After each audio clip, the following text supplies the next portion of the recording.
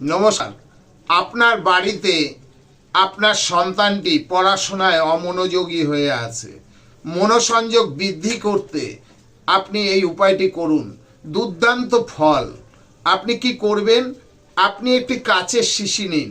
সেই কাচের শিশিটিকে আপনি জল দিয়ে পরিপূর্ণ করে, প্রত্যেকের বাড়িতে মুক্তা একটা দুটো থাকে, তা সেই একটি মুক্ত ওই জলের মধ্যে দিয়ে আপনি মা সরস্বতীর কাছে রেখে দিন, কিংবা আপনার ঠাকুর ঘরে রেখে দিন। ওই জলটিকে আপনি 15 দিন পর পর চেঞ্জ করবেন, করে আবার ওই মুক্তটি দিয়ে আবার রেখে দেবেন। আর কি করবেন?